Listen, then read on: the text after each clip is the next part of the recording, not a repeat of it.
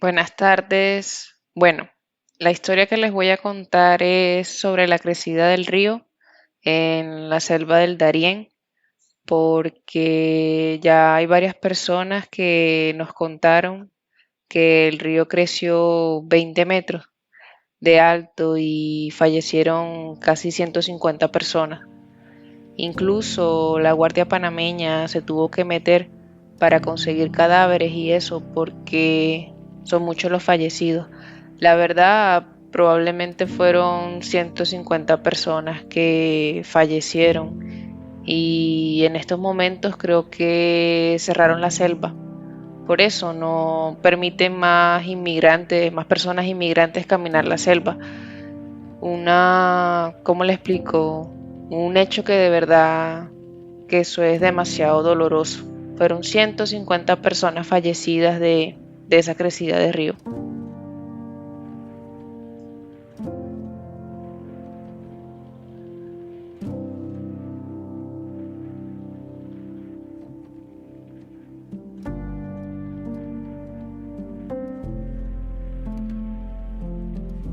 In 2023, more than 500,000 people crossed the Darién Gap from Colombia to Panama, with 107,000 of those being children.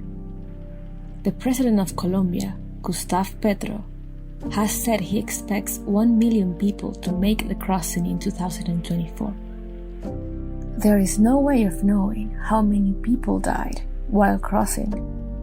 The International Organization for Migration has verified 316 deaths among migrants in the Darién Gap since 2014.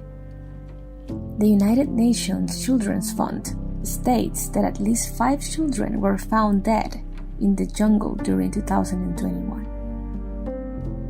However, both organizations also accept that most human remains are not recovered, and so that figure represents only a small fraction of actual mortality.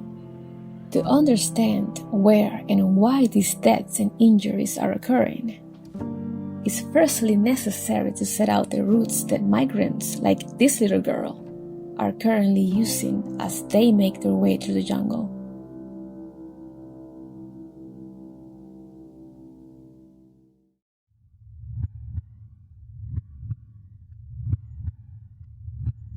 At the beginning of 2024, there are 3 routes that migrants are using through the jungle from Colombia to Panama.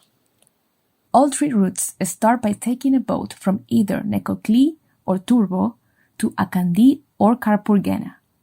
From there, migrants have 3 options depending upon availability and how much money they have. Firstly, they can go by boat to Carreto. They are then taken down the Carreto River, where they may be met by horses or motorbikes that will take them to the Membrillo River, where there are canoes.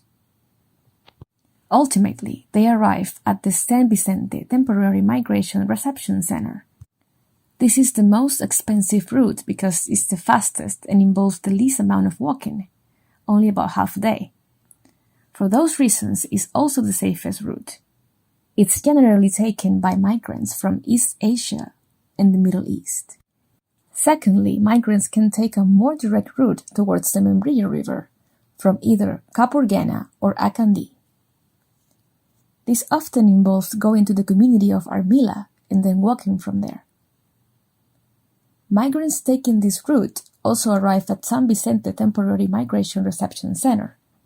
It normally takes about 1 to 2 days of walking and is frequently taken by migrants from China. Thirdly, migrants can walk directly towards the Panamanian border from Acandí. They stayed at dedicated camps along the way. On reaching the border, they descend down into Panama, where they walk towards the community of Bajo Chiquito. At Bajo Chiquito, they are taken by canoe to Lajas Blancas Temporary Migration Reception Center. This is the cheapest route for migrants to take, and so is by far the most popular, particularly amongst migrants from Venezuela, Colombia, Ecuador, and Haiti. However, it is also the longest route. It usually takes 3 to 5 days of walking, and families often take a week or longer. it is also by far the most dangerous route. The reason for this is that although guides provide support and security on the Colombian side of the journey, migrants are on their own as soon as they cross over the border. And so for those reasons, it's this section of this route, through Bajo Chiquito, that we will focus on this video.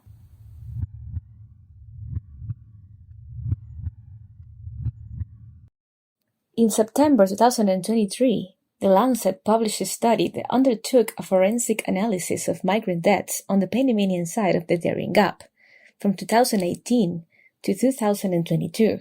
It also noted that where a cause of death could be identified, some 80% were caused by either interpersonal violence or drowning.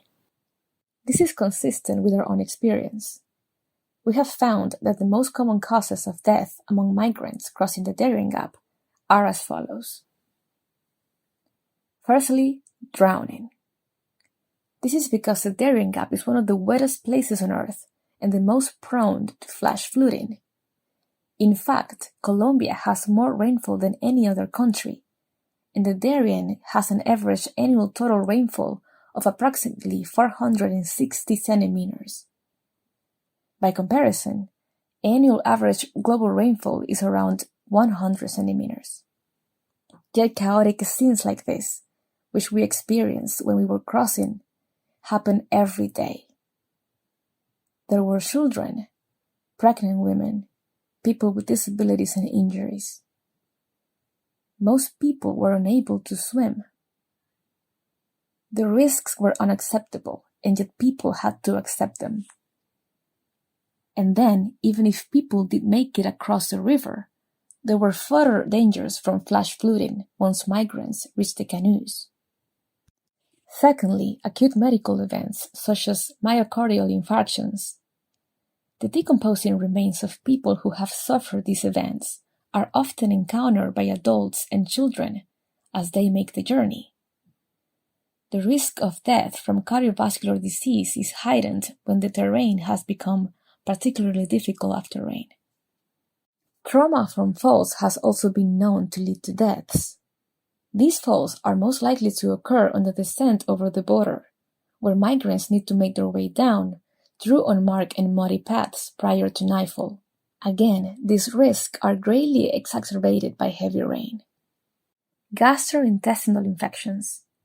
These are most likely to cause illness rather than death, but can seriously compromise migrants who have been walking for several months without adequate nutrition, particularly children.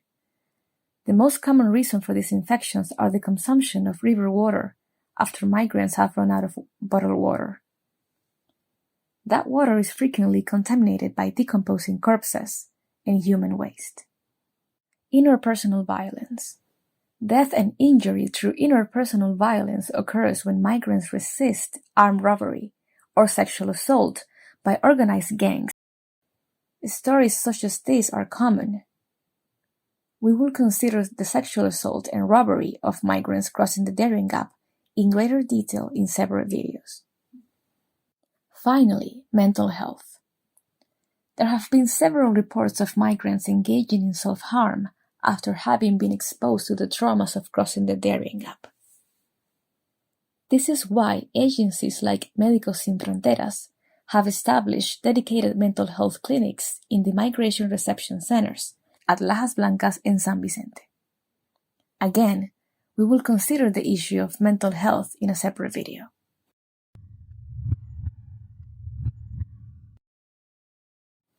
So how can death and injuries be reduced among those crossing the Darién Gap?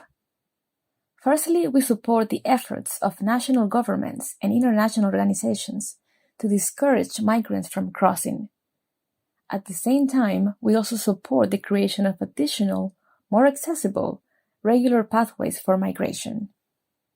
In the meantime, if the prediction of increased migration through the Darién Gap in 2024 are borne out, we also suggest the following measures. Most importantly, migrants should be provided information about the best times of the year to make the crossing. If we superimpose the numbers of migrants making the crossing in 2023 onto the graph of the Darién's annual average rainfall, it is noticeable that the highest number of crossings actually occurred during the rainy season. But as we have seen, the Darién Gap is at its most dangerous when it's raining. Rain heightens the existing dangers and also increases the time needed to take the journey. Yet migrants that we have spoken to were not aware of these seasonal considerations. We have verified during our time in the Darién that the river being low does not affect the availability of canoes. Next, we urge the creation of some form of safety bridging at the main river crossings. This can be done while at the same time preserving the beauty of the Darién jungle and the environment of its indigenous inhabitants, the Emberagunan. Those imperatives can easily be reconciled with even a basic system of ropes to support people as they cross the rivers, thereby reducing the risk of drowning. We also encourage the more widespread distribution of water purification tablets and more information about their use. We have seen that these tablets are often given out for free in the ports of Necoclí and Turbo. However, we have been surprised by how little they have been used by migrants, particularly in the last stretch of the journey, when they have run out of bottled water and so drink contaminated river water instead. These have been some initial thoughts on how we can reduce death, injury, and illness amongst migrants in the Darién Gap. We will add to them as the issues evolve. All migrants who participated in this video were provided with food, medicine, and other forms of support. Their identities have been protected to prevent their subjection to reprisals and extortion. Please consider subscribing to this channel and watching our other videos. Please also consider supporting these organizations who are working on the ground in the Darién region. We thank them all and we thank you for watching. Gracias, merci, and thank you.